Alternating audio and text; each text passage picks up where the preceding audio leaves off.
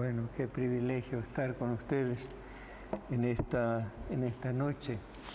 Y yo quería compartir primero algo para ponerlo en contexto. Ustedes saben que hace 2 años atrás nació en mi corazón poder alcanzar todos los lugares de la provincia de Buenos Aires con el Evangelio. Hay muchas partes, digamos, Iglesia Bautista en la zona capital, el Gran Buenos Aires, en la zona este, en la costa, hasta Bahía Blanca, pero en Carmen de Patagones, que está muy abajo, ahí no hay ninguna iglesia, sino al frente, pero la parte central no existe. Y en La Pampa hay solamente una iglesia bautista en toda la provincia que podemos decir que está funcionando. Entonces convoqué a todos los presidentes de las asociaciones a una reunión. Vinieron todos, me llamó la atención. Tenemos un camping en la iglesia y nos reunimos con todos ellos y comenzamos a pensar cómo podemos plantar iglesias en toda la provincia. Y estábamos en eso, planificando, íbamos a un retiro este año en Mar del Plata, con todos los presidentes, con las comisiones, así que un buen número de iglesias involucradas en la plantación de iglesias. Y de pronto aparece la asamblea y varios empezaron a preguntar, ¿y aceptaría la presidencia de la convención? Y yo pensé, bueno, no tengo que pensar solo en Buenos Aires, sino en todo el país. Y de que me eligieron como presidente, comencé a soñar que en cada provincia podamos hacer lo mismo, tener una visión de plantación de iglesia, del avance del Evangelio. Y comencé a compartir esto, es interesante. Hice un anteproyecto, presenté a la Junta Administrativa que fue aprobada por unanimidad, así que el proyecto está a nivel nacional de formar convenciones provinciales. Y sería bueno ustedes pensando en Entre Ríos, que Entre Ríos tenga su propia convención, como en Brasil. Brasil tiene 33 convenciones bautistas. Solamente hay bautistas, por supuesto, independientes, bautistas de la Convención Nacional Bautista, que son bautistas más bien carismáticos, que también muchas iglesias tienen, pero yo solamente hablo de la Convención Bautista Brasilera, la más tradicional. Por ejemplo, el estado de Río de Janeiro tiene 2 convenciones, es decir, una provincia, un estado tiene 2. La Convención Fluminense una tiene 400 iglesias y la otra Convención de Río tiene 1.200 iglesias. Para que nos ubiquemos la dimensión de la obra bautista en el Brasil. Yo he sido secretario de la Alianza Bautista Mundial también y actualmente soy el presidente de la Unión Bautista Latinoamericana. Así que como secretario de la Unión Bautista, secretario ejecutivo, he visitado cada país de América Latina, conozco todas las convenciones bautistas del continente y sé cómo trabajan, pero la que nos gana por varios cuerpos en cuanto a crecimiento, en cuanto a trabajo, en cuanto a fuerza es Brasil y es un ejemplo para nosotros. Estuve ahora en Brasil en el mes de enero reuniéndome con el presidente de una de las convenciones de Brasil y me mostraba el trabajo enorme que están haciendo. Tienen sus propios seminarios, tienen su escuela, su casa publicadora. El trabajo realmente vale la pena imitarlo y aprender de ellos. Pero yo quería compartir con ustedes lo que Dios me dio, una reflexión en cuanto a esto, eso para ponerlo en contexto, hacia dónde quisiera que podamos trabajar juntos. En la provincia de Misiones hay 3 asociaciones, una germano-argentina, la otra la eslava y la otra que sería la Asociación de Misiones, que es una mezcla de todo, ¿no? Y la idea es reunir a las 3 asociaciones para formar la Convención Bautista de Misiones y trabajar todas juntas en la misión. Ahora, ¿de dónde? ¿Qué base bíblica tenemos para esto? Y quiero basarme en un pasaje del libro de los Hechos, Hechos capítulo 19, versículo 10, que dice así: y así continuó por espacio de 2 años Pablo, de manera que todos los que habitaban en Asia, judíos y griegos, oyeron la palabra del Señor Jesús. Parece un texto muy simple, pero con un gran significado. Nunca deja de asombrarme lo que Pablo hizo en 2 años. Y hizo que toda Asia Menor, que se llama Anatolia, oyera la palabra del Señor Jesús. Hoy abarca lo que se conoce como Turquía y limita al norte con el Mar Negro, al oeste y el sur con el Mediterráneo. Se estima que cubría 750.000 kilómetros cuadrados. Asia Menor, 756.000 kilómetros cuadrados. Si comparamos Asia Menor con la provincia de Buenos Aires, me quedo más asombrado, porque la provincia de Buenos Aires tiene 307.571 kilómetros cuadrados. A ver si le comparamos con Entre Ríos. Entre Ríos tendrá 78.700, creo que 76 kilómetros cuadrados. Por ahí, ¿no? Quiere decir que Pablo recorrió 10 veces más de lo que es la provincia de Entre Ríos en 2 años. Y ahí surgen las iglesias de Éfeso, Esmirna, Tiatira, Sardis, Pérgamo, Filadelfia, Laodicea, incluye también Colosas, Hierápolis, las iglesias de Galacia, que surgieron como resultado de su trabajo. Mire cuánta iglesia plantó, cuánta iglesia fundó. Y nos preguntamos cómo lo hizo. No creo que fue una casualidad, sino que él usó una estrategia. Y lo que necesitamos nosotros es una estrategia. Pero él no tenía los medios que tenemos nosotros, ni los vehículos que tenemos nosotros, nada. Pero tenía una estrategia, y la palabra estrategia es una palabra que se usa en sentido militar, una palabra que provenía de un término griego, stratos, que significa ejército, y agein, que significa conductor o guía. Ahí viene la palabra estrategia. Pero luego esta palabra sale del contexto militar.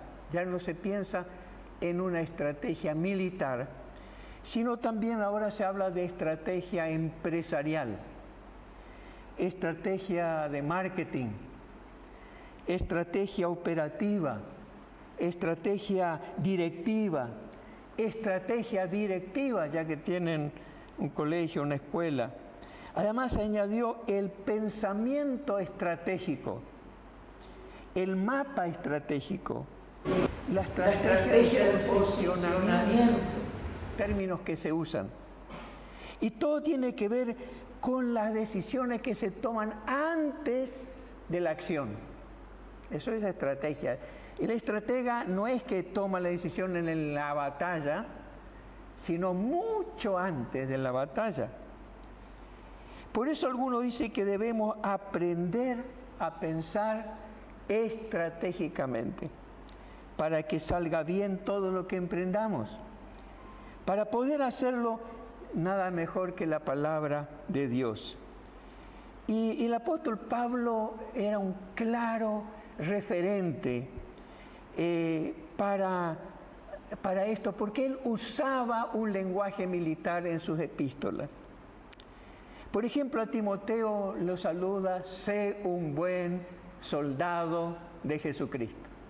Es un lenguaje militar. Habla de los compañeros de milicia. Habla también los que militan, los pastores que militan, no se enredan en los negocios de la vida.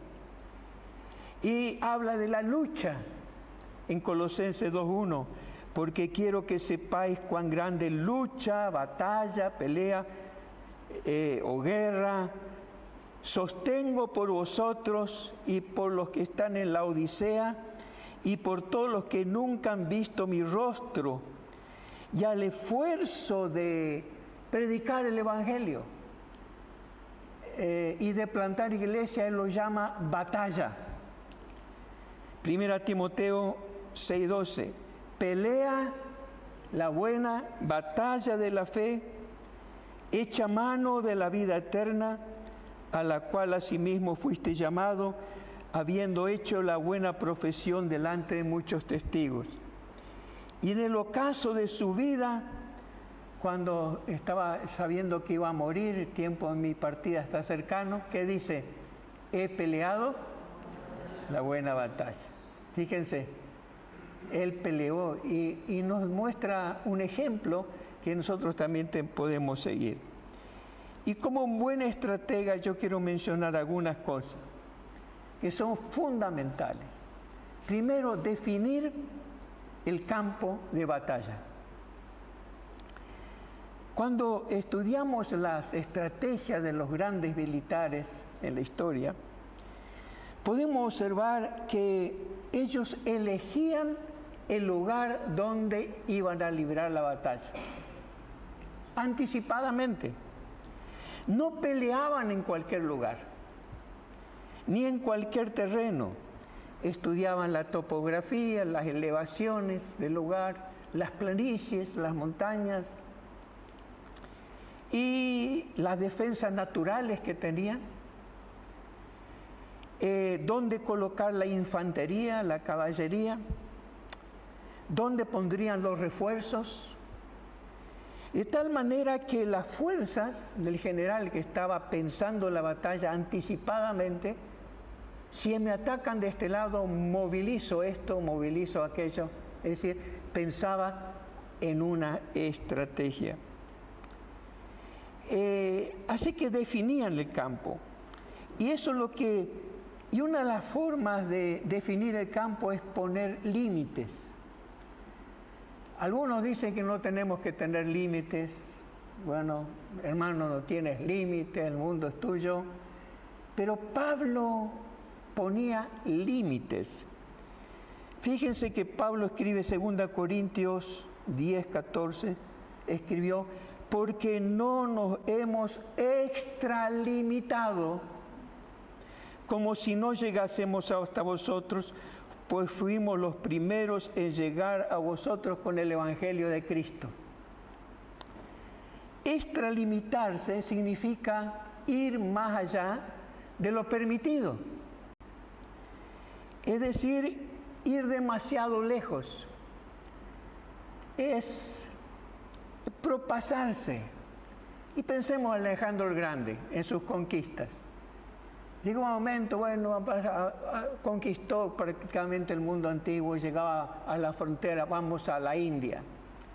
Los soldados ya cansados de batalla, lo único que querían era volver a sus casas, a su tierra y todo lo demás, porque se había extralimitado, era demasiado ambiciosa la visión que ha tenido. Pablo hablaba de no sobrepasarse, no extralimitarse, porque cuando uno se extralimita puede caer en el abuso de autoridad, abuso de fuerza, abuso de confianza y abuso sexual. ¿Por qué? Se extralimitó. Claramente Pablo dice, no nos hemos extralimitado. En la Biblia de Jerusalén traduce así: porque no traspasamos los límites debidos, como sería si no hubiésemos llegado hasta vosotros, hasta vosotros llegamos con el Evangelio de Cristo. Si buscamos el término griego que Pablo usó para extralimitarse, encontramos que es uperkeino. ¿Y qué es uperkeino? Y se traduce ir más allá, extenderse más de lo debido. Y dos traducciones del mismo texto traen más luz todavía. La Nueva Biblia Española traduce así: porque no tengo que estirarme como si no alcanzara hasta allí, pues también a Corinto yo fui el primero en llegar con la buena noticia del Mesías, y no por pasarme de la raya y presumir de fatigas ajenas, sino con la esperanza de que conforme crecía el número de creyentes, me multiplicaría más y más entre ustedes y anunciaría la buena noticia más allá de Corinto, sin presumir de campo ajeno, entrando en lo ya labrado. Y la versión latinoamericana traduce: no nos extendimos hasta ustedes sin derecho, como en el caso de que no hubiéramos sido los primeros en llegar. Somos nosotros los que les llevamos el Evangelio de Cristo. No salimos de nuestro territorio, ni nos imponemos donde otros han trabajado. Al contrario, esperamos que al crecer la fe de ustedes, tendremos más lugar entre ustedes, sin salir de nuestros límites, hasta que llevemos el Evangelio más allá de ustedes, sin entrar en el campo de otros, al presentarnos muy creídos del trabajo que ya está hecho. Nosotros, como Pablo, tenemos que poner límites en el campo de acción. ¿Dónde plantaríamos iglesias? Algunos piensan que donde hay una iglesia evangélica no hay que plantar otra iglesia. No, pero ahí está una iglesia pentecostal, una iglesia adventista, está la iglesia de los hermanos libres. Hay 3 iglesias, ¿qué vamos a plantar una iglesia allí? Ya hay otros que trabajan en ese. ¿Para qué vamos a plantar iglesias si hay tantas iglesias? Y no deberíamos hacer nada allí. Pero no es lo que dice Pablo. Lo que está diciendo es que él no se extralimitaba entrando en las labores de otros. Él respetaba el trabajo de los otros apóstoles y de otros líderes, de otros pastores, y no se entremetía en la vida de esas iglesias que habían plantado otros. Él respetaba el trabajo de esas iglesias. Él no pretendía ejercer autoridad sobre esas iglesias, sino solamente la iglesia que él dio a luz, que él engendró, que él plantó, tenía autoridad. Él no tenía que entrar a gobernar otras denominaciones, otros grupos, sino lo que él había plantado. Por ejemplo, cuando escribió la carta a la iglesia de Roma, ya la iglesia de Roma existía. Él no la plantó, porque no solamente era una iglesia, sino en Roma había varias iglesias, y ninguna de ellas plantó Pablo. Porque dijo él: así que en cuanto a mí, pronto estoy a anunciaros el Evangelio también a vosotros que estáis en Roma. ¿A quién escribe? A las iglesias. ¿Cómo va a anunciar el Evangelio si estamos nosotros? Y Pablo nos dijo que él se propuso a predicar el Evangelio no donde Cristo haya sido nombrado, para no edificar sobre fundamento ajeno. ¿Se está contradiciendo Pablo? ¿Cómo es que va a predicar el Evangelio en Roma si ya hay iglesias en Roma? ¿Se está rompiendo las reglas que él mismo puso? ¿Abandonó sus principios? En absoluto. Roma en aquel tiempo tenía aproximadamente 1 millón de habitantes. Y haría falta muchísimas más iglesias. De tal manera que podía plantar un montón de iglesias sin extralimitarse. Lo mismo tenemos que hacer nosotros cuando plantamos iglesias. No es porque haya una iglesia en tal lugar no tengo que ir. Lo que no tengo que hacer es sacarle miembro a esa iglesia y decirle, mira, vení a mi iglesia, que aquí se siente el Espíritu de Dios. Tu iglesia está muerta, tu iglesia está fría, vení conmigo. Eso es extralimitarse, es meterse en el trabajo de otros. Eso es lo que Pablo quería decir. Así que nosotros tenemos, si trabajamos con gente nueva y Dios nos envía a un lugar, no importa cuando usted pasa en Estados Unidos. Me recuerdo, estaba estoy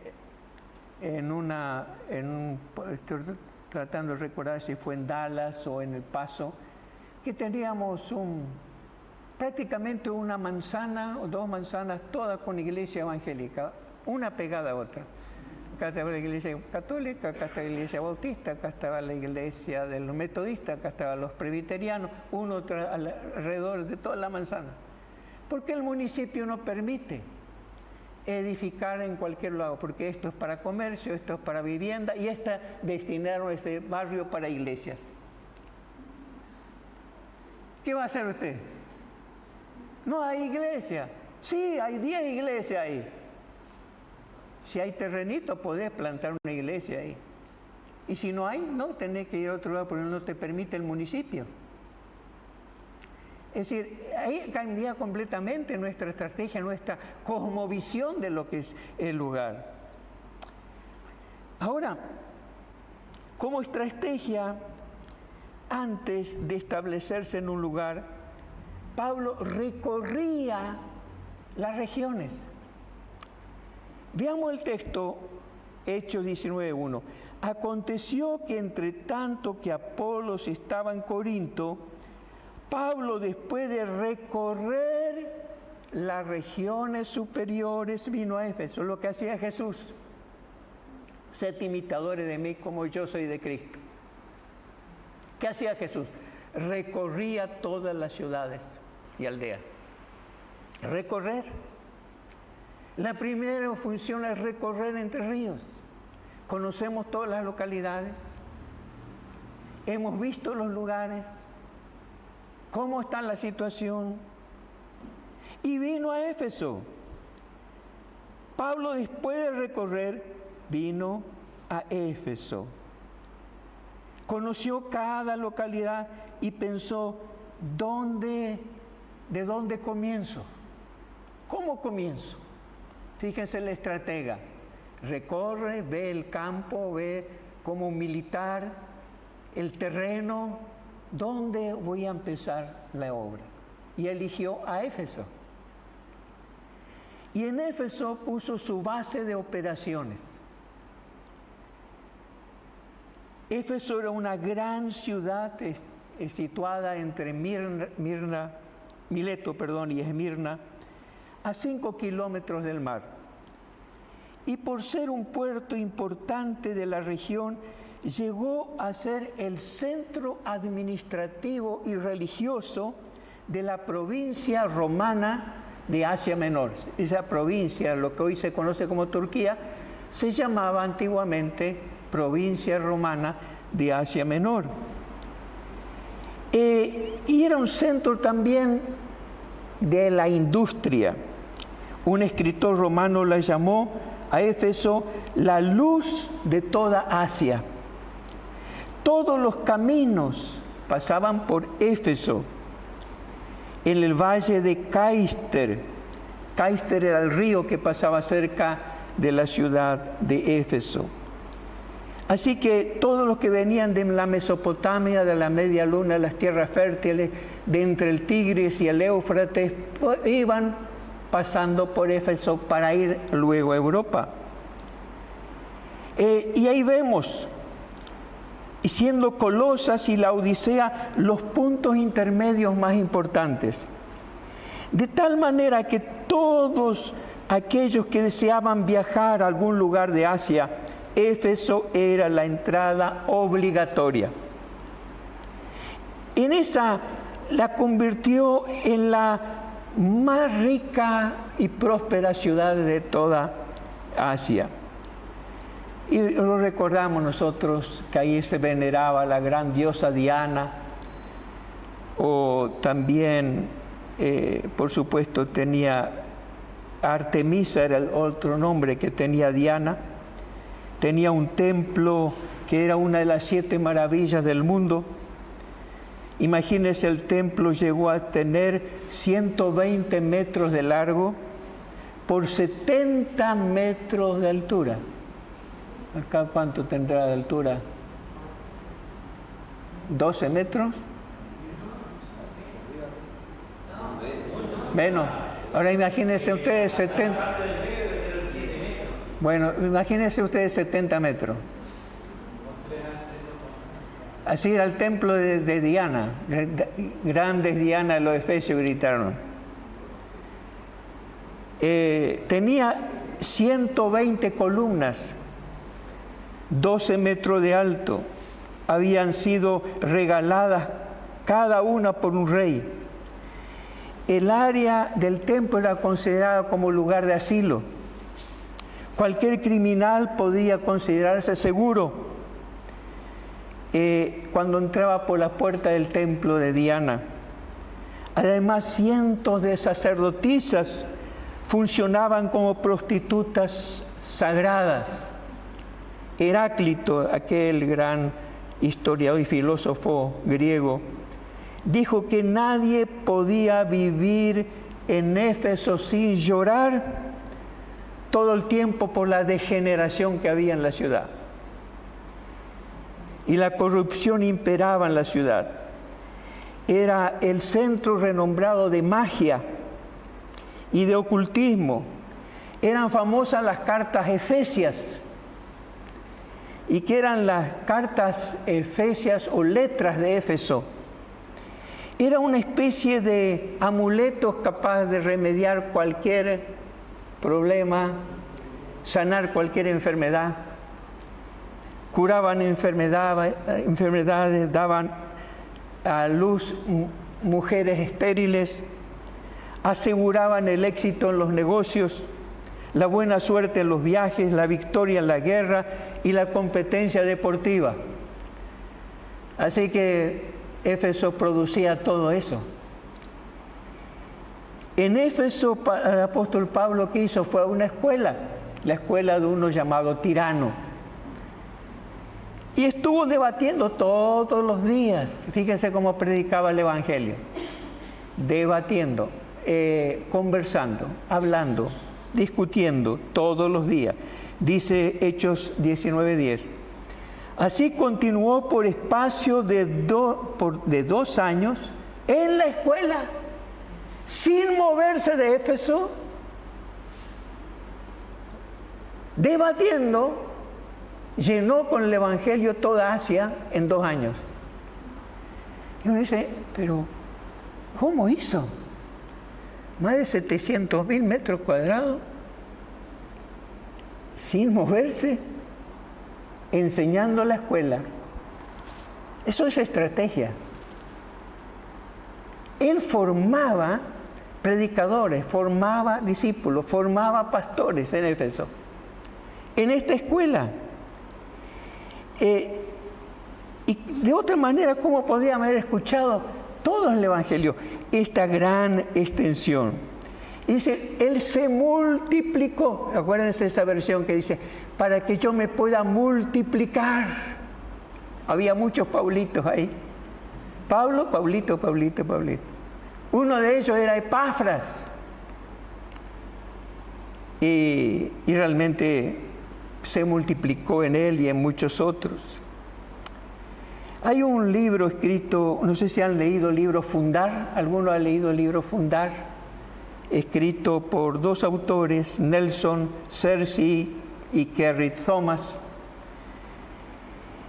Y en el primer capítulo dice que ellos comenzamos de cero. ¿Cómo comenzar una iglesia de cero? Que no hay nada. Fíjense un párrafo del libro.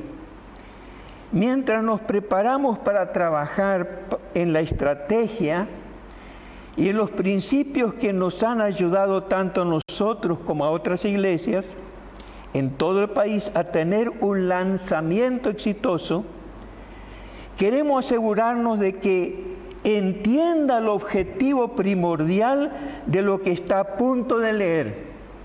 Helo aquí. Queremos ayudarle a comenzar una iglesia desde cero que alcance a tantas personas como sea posible, tan rápido como sea posible y con el poder del Espíritu Santo. En otras palabras, nuestra meta es brindarle todo lo que necesita para hacer un lanzamiento a lo grande. Un lanzamiento a lo grande representa la capacidad de una nueva iglesia de alcanzar a tanta gente como sea posible dentro de los 6 o 8 primeros meses de existencia. Todo tiene que ver con el descubrimiento y la realización del potencial. La iglesia es regional y el lanzamiento a lo grande es tan exclusivo como la región a la cual lo ha llamado. Nosotros siempre como bautistas tenemos la idea de iglesia local. La iglesia local de la localidad, todo es un local, 4 paredes es la iglesia.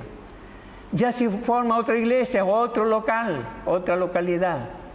Pero el concepto de regional ese es un cambio de paradigma, un cambio de ver de manera diferente la iglesia. Y citan, esta es la estrategia que ellos establecieron. Una estrategia es un documento de fe. Dios nos recompensa de acuerdo a nuestra fe. Su estrategia es una declaración escrita de cuánto usted espera de Dios. ¿Cuánto espera de Dios? Escríbalo. Primer paso de la estrategia. Segundo, una estrategia exitosa proporciona una estructura. Rick Warren dice que usted puede estructurar su iglesia para el control o para el crecimiento, pero no puede tener ambas cosas.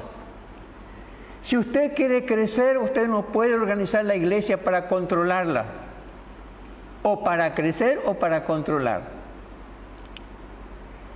Tercero, desarrollar una estrategia le obliga a escribir en un papel lo que piensa, porque esto concluye a una mayor claridad. En Habacuc 2 el Señor ordena: escribe la visión y haz que resalte claramente en tablillas para que pueda leerse de corrido. Ustedes ven que los publicistas dicen eso cuando uno va en el bus, en el micro. Si uno puede, se hace una propaganda, lo tiene que leer ahí al toque. No puede poner un discurso que nadie lo va a leer.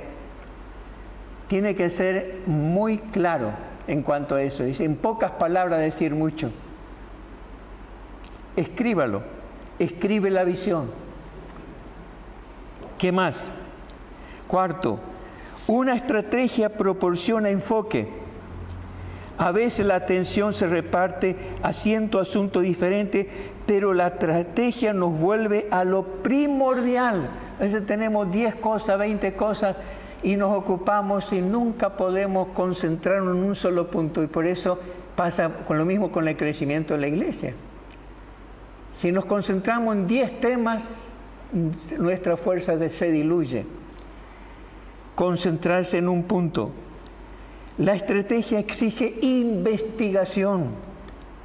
La estrategia es buena para el equipo de ponerse de acuerdo y trabajar juntos. La estrategia ahorra tiempo. Cada minuto que pasa planificando ahorra 1 hora de implementación. La estrategia hace que sea más fácil pedir ayuda. La gente rechaza cualquier cosa que resulta confusa, que no ve con claridad a dónde vamos. Por eso quiero que cada asociación de iglesias, cada grupo, cada ciudad, cada provincia, puedan reunirse para planificar juntos, delimitar el trabajo, establecer una estrategia, plasmarla en una hoja, un documento, y realmente lanzar esta estrategia con la fe en el Señor. Ahora es notable este libro Fundar, que ellos habían plantado cualquier cantidad de más. En ese tiempo, más de 300 miembros han tenido muchas de esas congregaciones. Y uno dice, ¿cómo lo hicieron? Y si uno dice, bueno, no vamos a salir a predicar al tuntún, vamos a hacer una campaña en tal lugar, sin una estrategia, así también es el resultado. A veces he estado en campaña donde muchísima gente recibió a Cristo y después de la campaña una sola persona se bautizó. Recuerdo, yo era pastor en Posadas y tuve una campaña, tuvimos 500 tarjetas de decisión y vino una persona y ya era bautizada, era miembro alejado de mucho tiempo, vino a la iglesia. Y uno dice, vale la pena por unos todo eso. Y yo pienso que fue una gran pérdida de recursos, de tiempo y de dinero, porque no hubo estrategia. Y a veces tenemos mucha gente que se convierte, o mucha gente que se bautiza, si no hay estrategia se pierde todo eso. Se pierde. He visto iglesias grandísimas que volvieron otra vez a ser pequeñas porque los pastores tomaron decisiones equivocadas. Recuerdo ahí el pastor Scataglini en La Plata, yo hablé con él y le dije, Alberto, ¿cómo va tú? ¿Cuánta gente tenés? Y tengo 40.000 personas atendiendo, 40.000, uy. Él me dice, miren, nosotros usamos, en una iglesia pentecostal, estamos usando los materiales bautistas y todo. Después fue la segunda vez que lo visité, ya tenía 20.000. Después de un año tenía 10.000 y después se reunían en un club, después terminaron reuniéndose en su viejo templo, chiquito. Toda esa gente se perdió por falta de por sabiduría y una buena estrategia.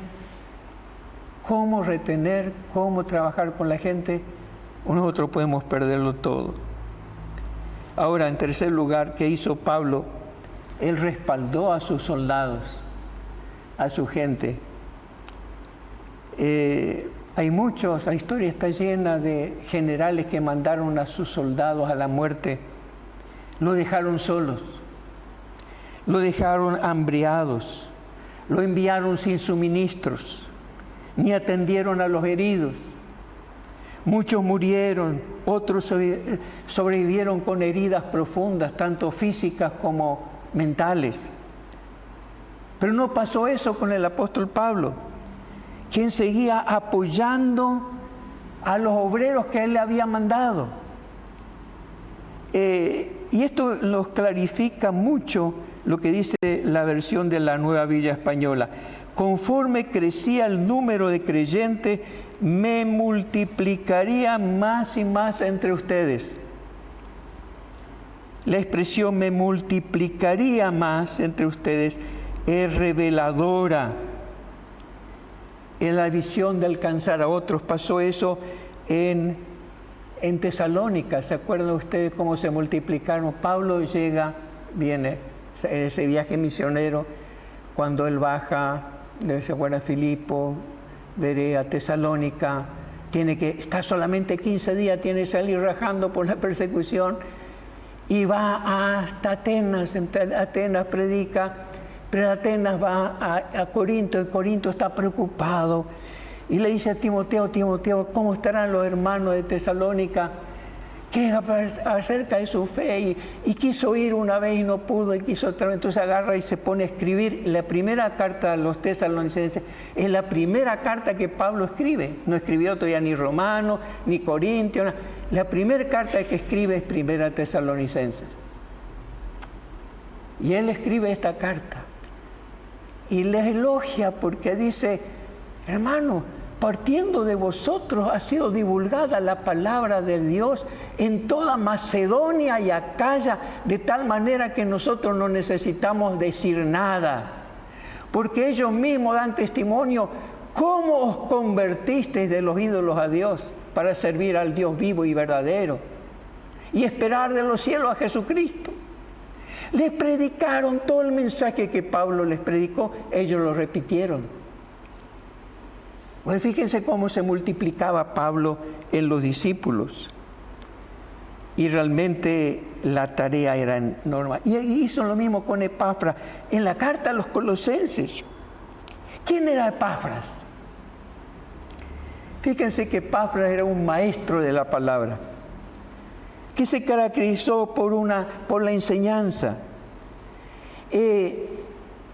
La palabra aprender, en griego amásete, también significa averiguar, descubrir, aprender por experiencia, estudiar en una escuela rabínica. Epafras no solamente predicó el Evangelio, sino que incluyó un programa de enseñanza. Hermanos, si nosotros solamente predicamos el Evangelio, lo básico, vamos a tener niños toda la vida en la iglesia. Y dice: ¿para qué? Yo ya sé todo, claro, porque el pastor siempre, toda la vida le habló del ABC. Fíjense, me hice cargo de la iglesia en Berizo. El pastor anterior era gran evangelista, predicaban todos los entierros, los cumpleaños, los casamientos, todo el tiempo predicando el Evangelio. Cuando yo hice una encuesta en la iglesia, pregunté cuántos leyeron toda la Biblia una vez en 50 años. Un solo miembro le leyó toda la Biblia. Cuando pregunté temas teológicos, prácticamente desconocía. Yo dije: acá tenemos que enseñar. Fíjense que Epafras se dio cuenta, lo único que Pablo no tiene solamente predicar, sino formar los discípulos con la enseñanza. En segundo lugar, Epafras era considerado el par de Pablo. Él lo llama nuestro consiervo amado. La palabra consiervo, sun doulos, doulos o doulos, es esclavo. Sun doulos es compañero de esclavitud. Significa, y consideraba que, pues, Pablo dice: yo soy esclavo de Cristo. Y Epafras es mi coesclavo de Cristo. Los dos somos esclavos de Cristo. Lo ponía a su mismo nivel. Ahora, en tercer lugar, era ministro. Dice que es fiel ministro de Cristo para vosotros. Fiel, la palabra ministro se traduce como diácono. A veces pensamos los diáconos en la iglesia, nombran un diácono, dos diáconos. Pero fíjense que Jesús fue diácono. Pablo se llama a sí mismo diácono. Epafras fue diácono. Es decir, tenemos que romper la idea de diácono y volver a los principios bíblicos. ¿Qué realmente significa ser un diácono? Y Epafras era diácono. Y habla y menciona que fue mensajero de las iglesias. Y dice que también nos ha declarado vuestro amor en el Espíritu. Es la segunda vez que el apóstol Pablo menciona el amor de la iglesia, añadiendo que era amor en el Espíritu. La versión latinoamericana le dio un nuevo sentido a esta expresión. Este buen ministro de Cristo me dijo cuánto me quieren en el Espíritu.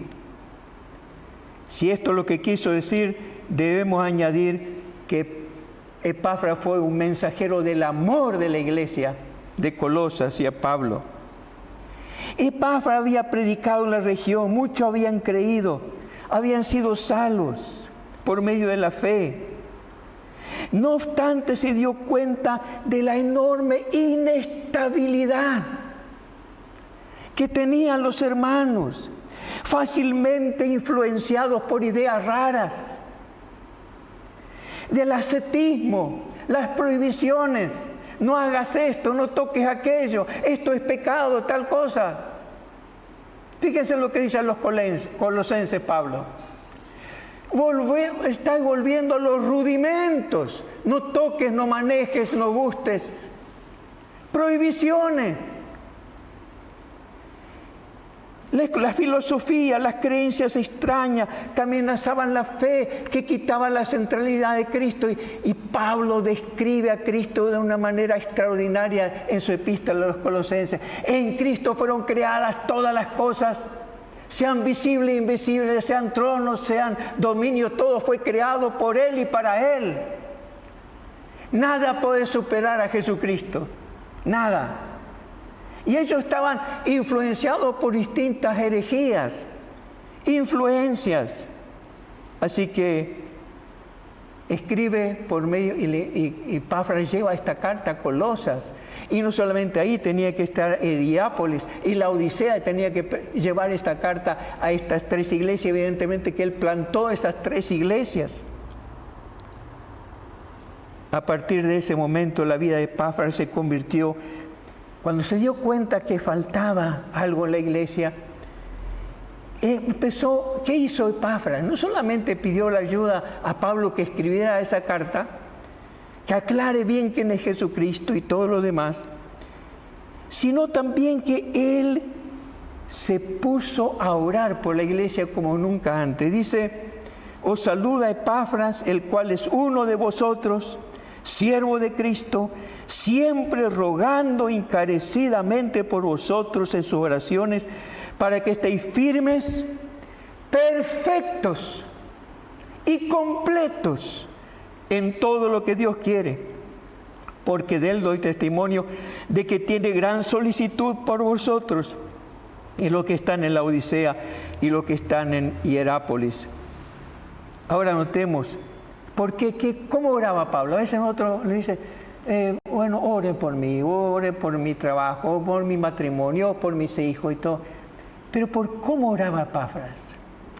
Para que sean llenos del conocimiento de la voluntad de Dios en toda sabiduría espiritual.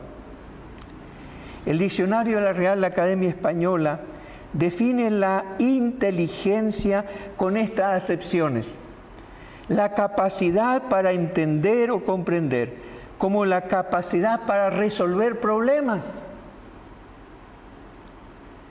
Se ha entendido la inteligencia como una propiedad de la mente en la que se relacionan habilidades tales como capacidades, pensamiento abstracto, el entendimiento, la comunicación, el raciocinio, el aprendizaje, la planificación, la solución de problemas. A este concepto añadió la inteligencia emocional en este tiempo. Pero Pablo se adelantó a todo esto y habló de la inteligencia espiritual. Tal vez se habla poco de la inteligencia espiritual, pero ese es el concepto bíblico. ¿Para qué? Para que andéis como es digno del Señor, para que anden como el Señor merece. Nos da la idea de caminar, de progresar en todo el aspecto de la vida cristiana, no andar a la deriva. Esto es lo que Epafras estaba haciendo, llevando fruto en toda buena obra y creciendo en el conocimiento de Dios. O si no, nos sentimos frustrados, agotados en el trabajo del Señor. Y nadie escapa que uno puede tener adversidades en el ministerio. Cuando queremos hacer algo, aparecen los adversarios. Pero Pablo dice: de ninguna cosa hago caso, ni estimo preciosa mi vida para mí mismo, con tal que acabe mi carrera con gozo y el ministerio que recibí del Señor Jesús.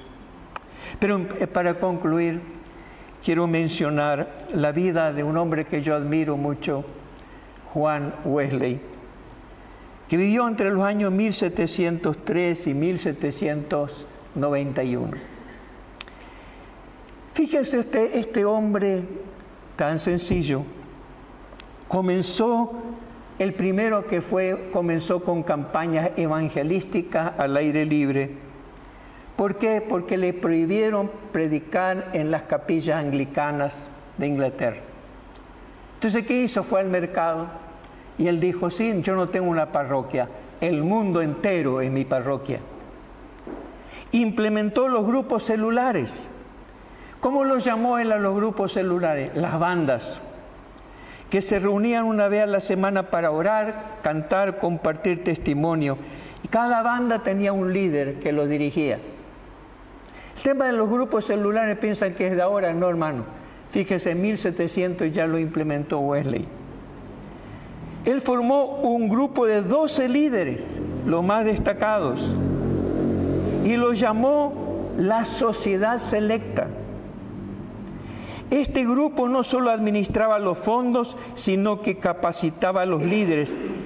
De ese grupo salieron 8.000 líderes. De esos 12, 8.000. Para atender rápidamente a los nuevos convertidos, formó grupos o células llamadas Sociedad de los Nuevos Contactos. Para restaurar a los creyentes que se habían alejado de la iglesia, creó la Sociedad de los Penitentes o los Arrepentidos. No solamente se ocupó de predicar, sino de luchar contra los males que aquejaban a Inglaterra en aquellos días, sacando a la gente de la pobreza, la ignorancia. Publicó libros que se vendían a un precio mínimo, de tal manera que los pobres podían comprarlos. Promovió el hábito de la lectura, creó dispensarios públicos, ayudó a los que tenían deudas, y su influencia fue tal que evitó una revolución semejante a la de Francia, donde cortaron cabeza con la guillotina. Se evitó todo eso por el avivamiento de Wesley. Predicaba 2 a 4 veces por día.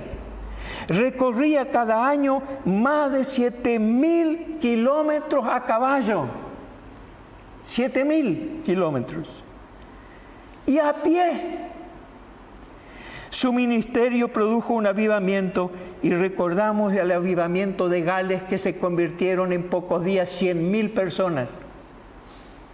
¿Y cuál era el secreto? ¿Cuál era en qué se basaba la estrategia de Wesley? En estos puntos: oración intensa, predicación poderosa de la palabra de Dios, manifestaciones sobrenaturales, conversión de la gente, cambio social, involucramiento de los creyentes en el ministerio de predicación. En definitiva, podríamos decir que Wesley fue acreditado por Dios, fue aprobado, dejándonos un ejemplo a nosotros. No sé lo que Dios hará con nosotros si nosotros podemos captar la visión de Dios a través de la Escritura en una estrategia que realmente sacuda esta provincia. Y tal vez Dios lo ha convocado esta noche porque tiene en sus planes que ustedes sean los protagonistas de esta gran tarea, que sean la vanguardia, la fuerza de choque, como un ejército que va adelante y conquista la batalla para nuestro Señor. Que así sea y que Dios lo bendiga. Amén. Amén. Bueno, pastor, perdón el discurso tan largo, pero tenía que decirlo todo. No se guarde nada, por favor. Bueno, Catalina, cerramos acá esta parte.